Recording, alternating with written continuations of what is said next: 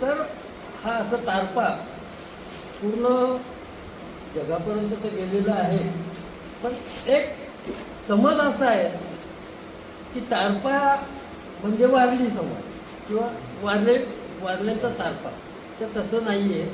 प्रत्येक आदिवासी म्हणजे त्यामध्ये गट ठाकूर आला, मठ ठाकूर आला, त्याच्या कोकणी समाज आला, हे सगळे समाज तारपा नृत्य करतात.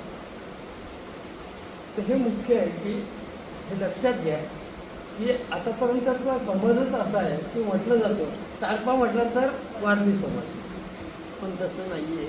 तर झालं काय की त्यावेळेला जे वारली पेंटिंग तिकडे हे केली गेली, म्हणजे कुठं फॉरेनरने वगैरे त्यावेळेला, तर तिकडे समाज जास्त त्या डहाणू भागामध्ये वारली समाज होता, आणि त्यामुळे असा समज पसरला गेला तर फक्त वारली समाजाच हे वाद्य वाजवतं असं नाही. ते झालं तारप्याविषयी. तर हा जो तारपा आहे बघा, हा तारपा देवकार्यात पण वाजवला जातो.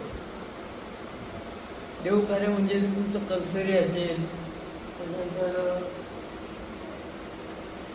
म्हणजे त्यांचे जे सण असतील किंवा घरातलं हिरवादेव वगैरे याच्या ज्या काही पूजा वगैरे असतात, तर समजा आता कनसरी म्हणजे काय, तर कनसरी म्हणजे नाचणी, कनसरी म्हणजे लक्ष्मी. ही जी नाचणी आमच्याकडे नागली म्हणतात, तर ती नाचणी, तर ती नाचणी म्हणजेच लक्ष्मी. त्याच्यात एक थोडक्यात छोटीशी कथा अशी आहे की शंकर पार्वती नाही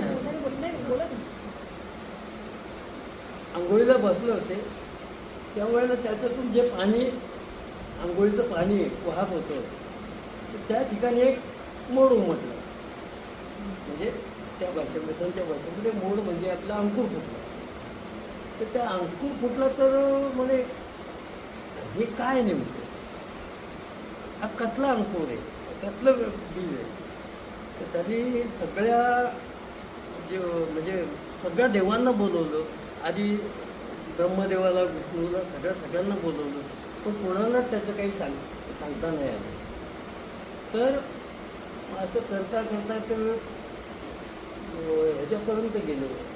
एक शेतकरी होता कुंदी, तर तिथपर्यंत गेलं. तर म्हणे मी सांगेन नाही काय आहे ते, पण म्हणे मग ते तुम्हाला मला द्यावं लागेल. त्याची एक ती खूप मोठी कथा आहे ती. तर ही कथा ज्या वेळेला ते घांगडी हे वाद्य असतं, त्या वाद्याबरोबर ते ज्यावेळेला सुरुवात करतात, देवकार्य असतं त्यांचं, तर रात्रभरही कथा चालू असते, ही एकच कथा. तर असं थोडक्यात त्याचं आहे. तर मी आता तुम्हाला या तारप्याबद्दल सांगतो. आता हा तारपा ही आहेत माडाची पानं,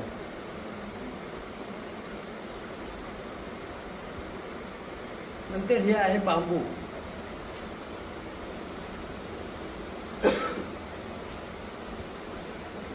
हा आहे दुधी भोपळा.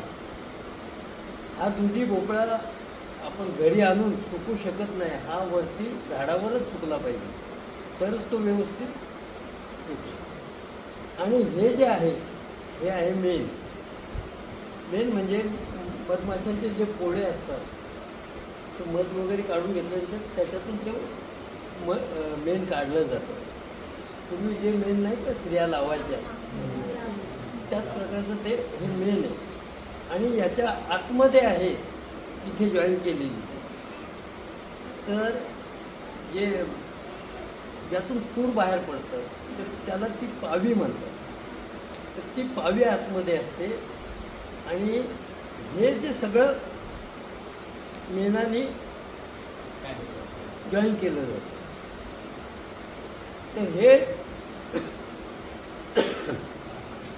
वाद्य फक्त देवकार्यात नाही, देवकार्यात तर लागतंच. की ज्या वेळेला नवरात्रीच्या टायमाला माऊल्या काढल्या जातात, म्हणजे जे भक्तगण असतात गावातले वगैरे, ते माऊल्या त्या डोंगरावर असतात, आणि त्या आपल्या गावातून निघतात, आणि त्या डोंगरात जाईपर्यंत ते असे घुमत असतात, म्हणजे त्यांच्या अंगात संचार झालेला असतो. ते तिथपर्यंत पण त्या ह्याच्या कालामध्ये थांबत नाहीत कुठे, त्या तिथपर्यंत डोंगरावर जातात. पण हा तारपा मात्र वाद्य चालूच असतो. त्या तारपाच्या ह्याच्यावरच ते तिथपर्यंत जातो. नुसतं त्याच कामाला नाही, तिथे एखाद्याच्या गावामध्ये मृत्यू झाला तर त्या मृत्यूनंतर त्याला नेताना सुद्धा तारपा वाद्य वाजवलं जातं.